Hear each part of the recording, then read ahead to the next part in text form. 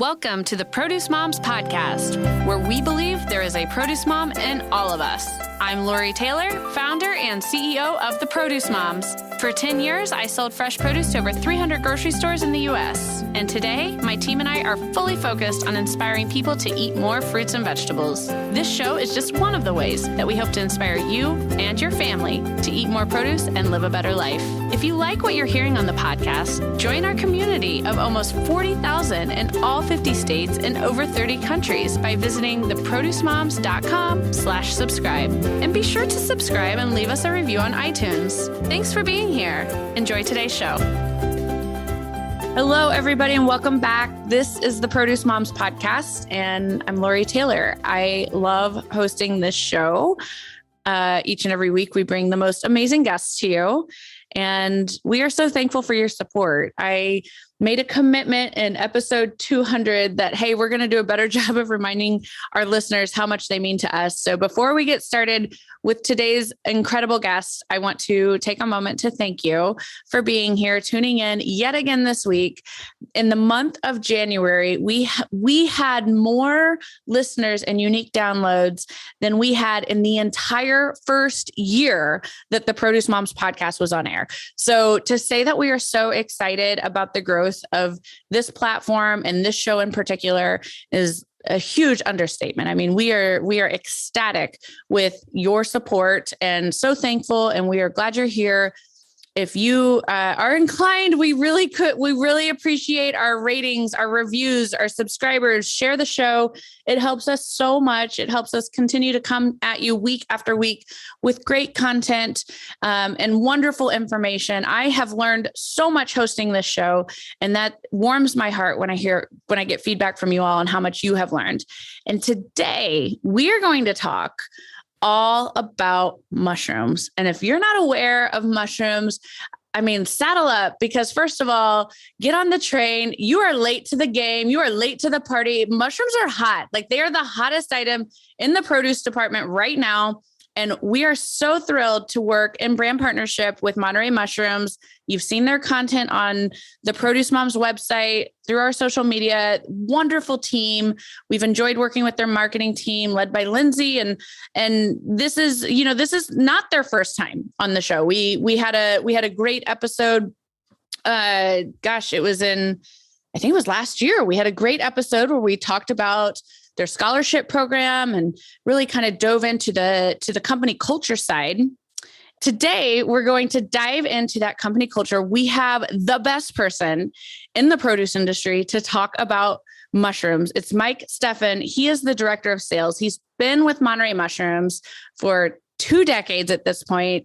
As Lindsay, who was instrumental in getting him on this show, as she told me, she's like, he knows mushrooms like the back of his hand. There is no one better to talk about mushrooms. Mike, we are really glad you're here. Welcome to the Produce Moms podcast. I hope you are ready for a great 20 to 30 minute discussion all about mushrooms. Well, thanks, Lori. I'm glad to be part of this podcast with you today. I think that might be a little bit stretched saying I know everything about mushrooms. What I do know is that I like mushrooms and the versatility that they bring to so many consumers. And when I do travel and I sit next to somebody on the airplane and they ask me what I do and I tell them that I sell mushrooms, most often I'm the only person that they've ever met that does this. Isn't that amazing? So to them, I am the expert. But you are the expert. Hey, today you're the expert. Here we go. You know more about mushrooms than I do. And I'm going to go out on a limb and say, you know more about mushrooms than any of our listeners right now. And Mike, so let's help people understand just how long you've been in this space, what your career pathways look like, what it means to be director of sales at Monterey Mushrooms, and what is Monterey Mushrooms for people that aren't familiar with the brand. Well, Monterey Mushrooms is a family-owned business like most mushroom growers in the United States. And I have worked for, Shah Kazemi and the Monterey Mushroom family for 18 years now, and as director of sales. And in selling mushrooms, we at Monterey, we don't just sell them to our club, our retail or limited assortment customers, but we also sell them to our food service and our restaurants and national pizza chains. So in that role, I've got to get to know a lot of the different buyers and users of mushrooms that end up making a product or selling a product for the end consumer. Right. Monterey Mushrooms, it's obviously what we do. We grow mushrooms, and most businesses do know what they do and how they do it, but not everyone spends time thinking about why we do it. And this year, Monterey Mushrooms is celebrating their 50th anniversary, and we're kicking off a part of our culture, which is so important to a company's success, and that is our purpose. Why do we do what we do? And our owner and the company, we know why we do it. We do it to enhance people's lives. That's beautiful. It's so important too. I mean, and you have to, and I do think that, I mean, Mike, I feel like a lot of us in agriculture feel that way, right? This is a very, people don't realize how 24/7 this industry is. How when I was sitting at the sales desk, my husband would kind of tease me sometimes. I worked at wholesale distribution and sales, and he'd be like, "Gosh, you would think you're a cardiologist the way you're on the way that you're on call for fruits and vegetables." But people don't realize it's a fast-paced industry, and sell it or smell it, right? Well, it's rewarding. It's rewarding to put a lot of work and energy into growing a crop that then people, purchase either at a restaurant or at a grocery store, take home and make a meal and nourish their family. So when I say enhance people's lives, I mean it from the whole spectrum, from the consumer that's enhancing their lives by making an ordinary meal extraordinary by adding mushrooms, to the harvesters and the farm workers that spend a good chunk of their waking hours cultivating and growing and packing and shipping this crop. So it's beautiful. And it's the great purpose statement, enhancing people's lives. I so believe in it. I so see it as I observe what you all are doing at Monterey Mushrooms. And I think that for all of our listeners, it's that spirit and purpose will come through as we continue to hear Mike talk about, his career and his passion for mushrooms. So Mike, mushrooms are hot. I mean, they're really hot. They were, New York Times, they're in the headlines. They're in the headlines through all the trade journals. At the Produce Moms for like the last 2 years, we've been touting them as the, one of the top items in the produce department. But I'd love to hear a little bit more from your point of view as director of sales at Monterey Mushrooms. Just how hot are they? Well, we're a humble commodity. The mushroom we don't draw a lot of attention to ourselves. We don't have flashy colors or great aroma, but I mentioned making an ordinary meal extraordinary. We actually, the mighty mushroom, does a lot for a meal. It brings in a lot of that earthy, just healthy, hearty type element to how you consume it. And so we are finding ourselves on a lot of trend lists. And in 2020, at the start of this pandemic, where people were looking for things that boosted their immune system, mushrooms, we finally got our time in the spotlight, where people realized that, citrus was a little bit ahead of us with their vitamin C nutrition, but mushrooms are the only commodity, the only item in produce, the only plant item, non-animal source of vitamin D. Isn't that amazing? It is. And what's amazing about it is the mushroom tissue acts just like the skin, where it takes in the UV light and converts it to vitamin D. Yes. And 80% of people in the United States are vitamin D deficient. And you can get it from either, supplements or sun, right? Yes. Yep. And now mushrooms, add that to the list. So I know that Monterey Mushrooms, you all were essentially pioneers and this UV, exposing the mushrooms post-harvest to an acute amount of UV light, like a proprietary, process here. And then the mushroom naturally converts that UV light into vitamin D, natural vitamin D. And now from what I understand, Mike, that's pretty much become a mainstream process. Is that correct? For us, it has been. Yeah. So the way we bring it to our products is proprietary, but it all started with the FDA saying, hey, USDA, we got a need for vitamin D nutrition. What do you got for us in the food supply?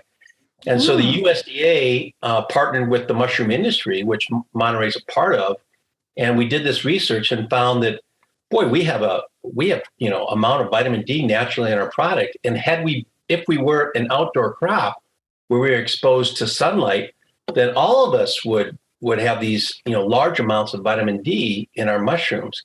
And so the trick is we grow indoors, so we have a crop that's available year round, and we bring that UV light to our commodity post-harvest, as you mentioned, and the result is the mushrooms do the rest. Yeah. They're an excellent source of vitamin D. Total superfood. I mean, the more I learn about mushrooms, the more I realize I need to eat more of them.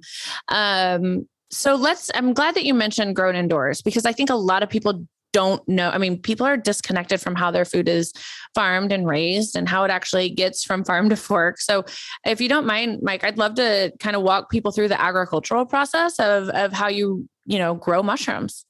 Well, mushrooms are grown indoors, not because we necessarily want to, but it allows us to have a crop year round. If we didn't grow them indoors, then we would just have a crop in the spring and in the fall, just like most of you might find mushrooms in your yards or out in nature. Yeah. And so because mushrooms are not a plant, we do not, no photosynthesis is going on. All of the food energy for the mushrooms to grow is in the compost or the substrate that we grow on. So the majority of the mushrooms that you consume or buy in a grocery store are Agaricus bisporus mushrooms, and they're grown on wheat straw. So in mushroom farming, we take all these byproducts of the agriculture industry. We take the piece of the straw that the grain people don't want, but comes out of the field. We take byproducts of cottonseed hulls, of gypsum, we take all these ag byproducts and make a nutritious substrate compost.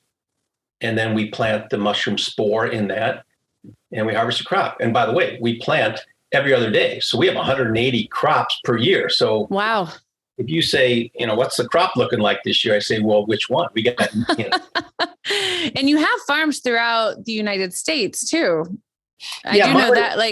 It's nationally grown, locally sourced, Yeah, you can grow mushrooms anywhere. They're grown indoors because we need to control the environment. We need to replicate that spring and fall-like condition when mushrooms naturally are present outside of a commercial area. So, it's a very labor-intensive business, like a lot of agriculture, and that's one of our Achilles' heels is the heavy demand of skilled farm labor. Yeah.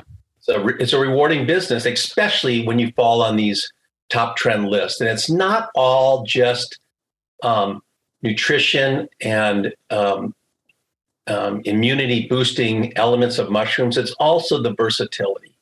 So, well, and the flavor, right? I mean, if it's food, it's got to taste good. And with all your years working with everyone from retailers to chefs, I imagine you've got plenty to say on that topic. I mean, mushrooms really are, from a versatility standpoint, from a flavor standpoint, they are, again, superfood, right? There's so much that you can do with them. So please share some remarks on that. I'm glad that you feel that way, because that's how I feel, and that's how a little over half of the population feel. But I guarantee you, there's some of your listeners that are making faces and saying, "Look," but the people that like mushrooms really don't like mushrooms; they love mushrooms. So if you enjoy mushrooms, you really do. And what's great about it is it has so much versatility in regards to the time of day, whether it's breakfast, lunch, dinner, appetizers. I guess we don't really have a place in the dinner or the dessert plate, but I'm sure Lindsay can come up with that. I'm certain she's it still blows my mind, the mushroom and beer pairing guide that you guys have. It's like, you guys don't be too shy about throwing out that challenge. We'll rise to it. Your marketing team is strong, but yeah, carry on. I mean, I don't know, Mike, I feel like they're everywhere though, right? Well, they can be. Yeah. They should be. So again, whether it's, different parts of the day that you're making meals, or also different cuisine types, my favorite dish is to have blended mushrooms with turkey tacos. I find ground turkey to be healthier, but to be a little bit dry. And so when I add in ground mushrooms to the ground turkey, it's a great taco dish. I will say too, I've got two children that are in that 50% where they're not huge mushroom fans, and they've got a mom, of course, who is big time mushroom fan. But they don't realize that every week they're eating mushrooms, because at least one night a week, we either have tacos or like a very traditional meat or bolognese sauce with pasta. And every single time I'm cooking with ground beef, like in the skillet, I add in mushrooms, and I just pulse them in my food processor, put them right in, brown them right with my ground beef. Works great with ground turkey, as you said. Season them up, and like taste, texture, they essentially, I mean, I feel like they disappear. Like it's the ultimate veggie to hide. And it's wonderful too, as we battle the rising food costs, it's far more affordable for me to stretch those meat dinners with, 12 ounces of mushrooms added to 1 pound of ground beef. And, by the time I add the sauce or the seasonings, unless my children are tuning in today, they don't know. But hey, if you're listening, Joe and Max, surprise, you've been eating mushrooms. But well, I suppose parents have to do tricky things to get nutrition into their kids. But we would love it when people outwardly bring it into their meal, and I really believe that mushrooms make that basic plain thing special. They do. Yeah.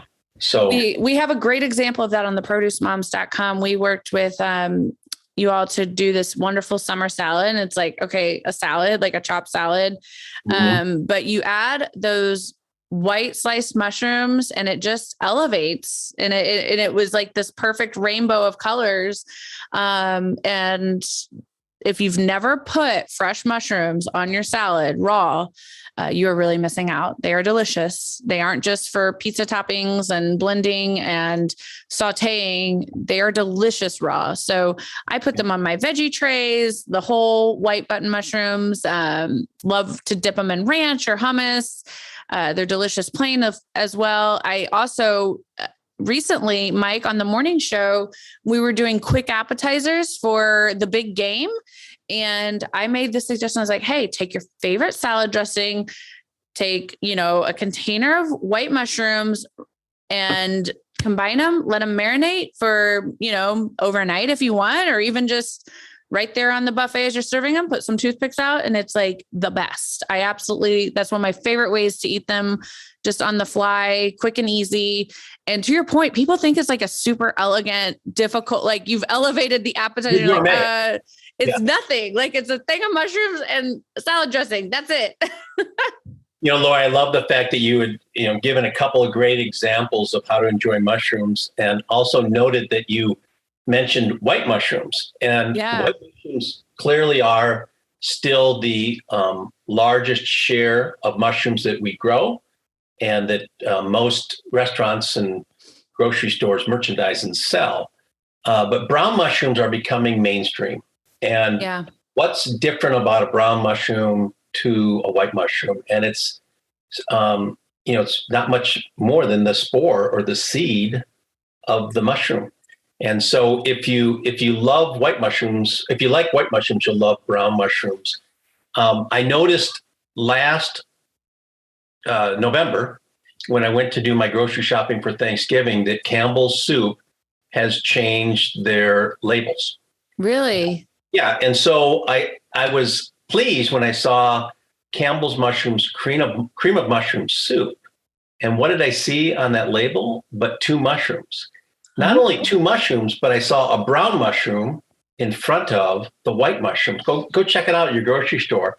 And so, Campbell's Soup is well aware that, the white and the brown mushroom are interchangeable. It's like a red delicious apple and a Honey Crisp or whatever your favorite apple is. They're both apples that you can enjoy but one is either more engaging in flavor or mouthfeel or texture. And that's kind of what the brown mushroom is to the white mushroom. It Really? is, most of us, me included, would say that I love white mushrooms, but I love brown mushrooms even more. Oh my gosh, I love that. Okay, so put those brown mushrooms on your grocery list. So Mike, let's talk about the different varieties. I mean, so you've got white, you've got brown, but within the white and brown, there's different varieties. Tell us more about what you grow at Monterey Mushrooms. So I mentioned in kind of one of my opening comments that, we grow, most of us, the biggest part of the commodity or the crop in the United States is agaricus mushrooms, which are white button mushrooms, baby bella or crimini, two words or two names for the same exact mushroom. Mm-hmm. And then if you let that baby bella or crimini grow, it's going to grow into a portabella. So those three varieties, if that's how you want to call them, they're the same species of mushrooms. They're identical, just like you and I, right. We're identical species. We look different. Our hair is different. So those are the three mushrooms that we primarily grow. We do grow some oysters, which are labeled kind of as an exotic mushroom. And we also grow shiitakes. And then there's a whole bunch of newer mushrooms that you see at local farmers markets that are popping up as, smaller growers in big cities are growing, like maitake, hen of the woods, beach mushrooms, king trumpets, things like that. Sure. But Monterey, we just grow white, baby bella, portabella, oysters, and shiitakes. Got it. Pretty comprehensive list, though. I mean, it's going to give you, for 99.9% of household needs, you've got it covered. Yes, we do. Yeah, no, it's wonderful. So this has been a great discussion. Yeah, go ahead. One other thing about growing mushrooms is we grow conventional and we grow organic. And in some commodities, there's a big difference between organic farming and conventional farming. Mm-hmm. In mushrooms, it's not as that significant. We're all grown indoors. Right. Pesticide use is not. You can control the elements. You can control the threats to the crop, so to say, when you're growing indoors. Right, we can, and we grow about 20% of our crop across all of our farms. Some farms more, some farms less, organic. And that's a little bit more than what the total retail grocery market is selling. We're selling about 15% of the crop organic. Okay. Of course, we have some customers that are 100% organic. Sure. Yeah. But we do grow both conventional and organic crops. Very good to know. Yeah. And it's important too, because I mean, consumer demand, as we know, is demanding more and more organic food. There's no doubt about it. But it's also extremely important to educate folks on, the differences and mushroom farming. Sure. There's organic options for people that are extremely passionate about that style of farming, or they really want to support in a completely organic lifestyle. But to your point, you're able to really mitigate any need for, crop protection and whatnot. So, that all comes back to the way that the mushrooms are farmed indoors.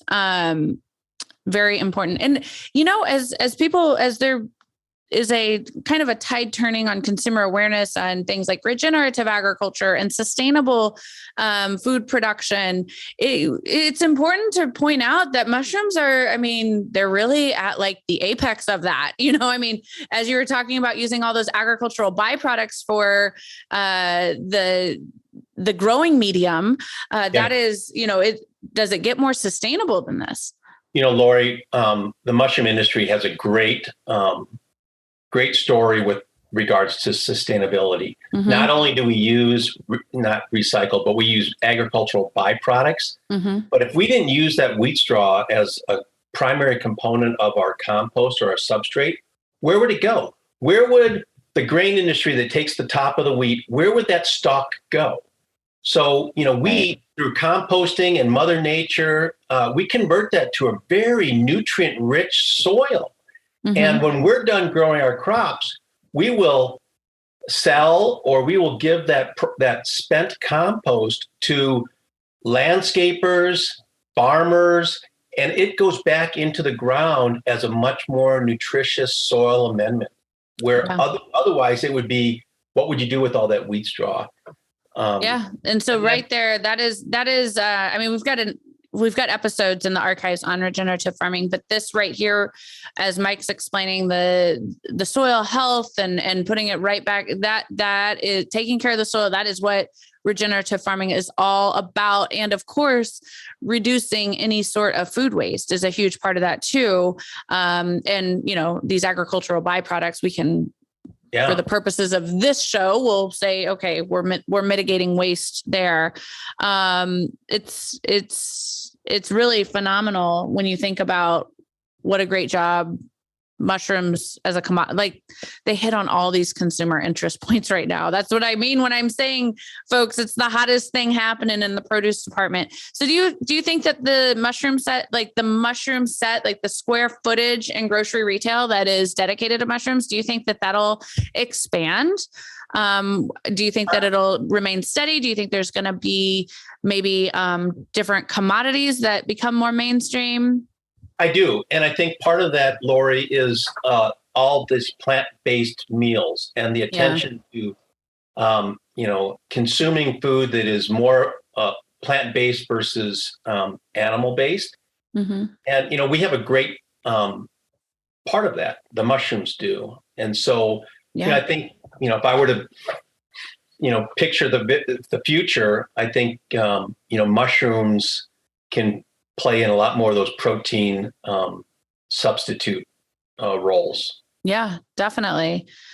Well, Mike, this has been an amazing episode. And I will say, you do know mushrooms like the back of your hand. You are like all of your knowledge on the varieties and everything else. But one thing I want to kind of put you in the hot seat on before we get to our closing remarks is I would really like to know, you've got this incredible history with Monterey Mushrooms, working with all these different stakeholders that essentially, like the chefs, the, Instagram, the home cooks, everyone has a role in getting more people excited about mushrooms. But what is one of the ways that really stuck out to you as you've been, director of sales for Monterey Mushrooms? What's one example that you've witnessed, whether it's from a chef client or just consumer trends, but one way where you're like, that is the most delicious, appealing way that I've ever seen a mushroom prepared?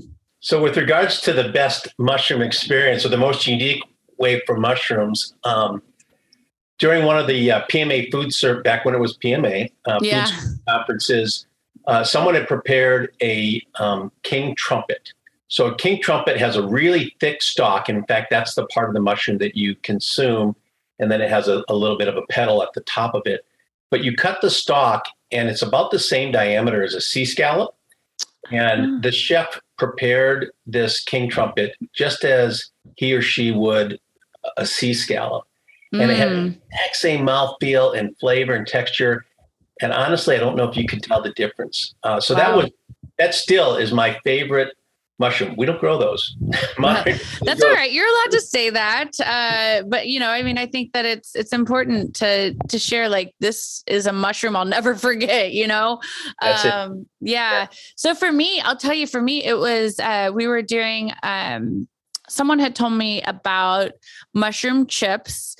If you roast mushrooms long enough in the oven, they will be a bacon bit substitute. And of course, like Midwest gal here, I'm like, oh, come on. Like there's no such thing as a bacon bit substitute that's gonna, no, like you'll always be able to, I am not kidding you. It blew my mind how the mushroom chips, and you can, take those sliced mushrooms, slow roast them in the oven. You can add, if any sort of seasoning that you want to them, but it really just a little bit of oil, salt, and pepper did the trick for me. And I was like, wow, these really did roast up. And I would sprinkle these on my salad or baked potato. and not at all feel like I'm missing out on bacon. That was the most mind-blowing, amazing mushroom experience I've ever had. And it moved my soul so much. We published it. So you can find it on theproducemoms.com. Yeah. So, but no, I imagine you've seen all sorts of amazing ways to prepare mushrooms, and definitely folks, check out montereymushrooms.com. There's a ton of great content on their website. Make sure you download that beer and mushroom pairing guide. I know I mentioned it earlier. That's one of my favorite pieces of content that any of our brand partners have ever published. It's really a fun ebook.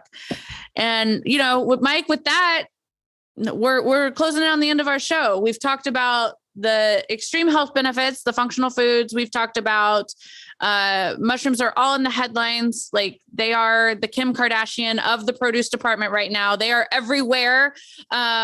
We've talked about your longstanding, great career at Monterey Mushrooms, the wonderful purpose of enhancing people's lives, and how that company culture shines through, and really your entire operation, and why you have great pride in your role as director of sales. But by all means, you are welcome for closing remarks, anything you'd like to say, anything you feel like we didn't get to in this show that you want folks to know. Now is your time.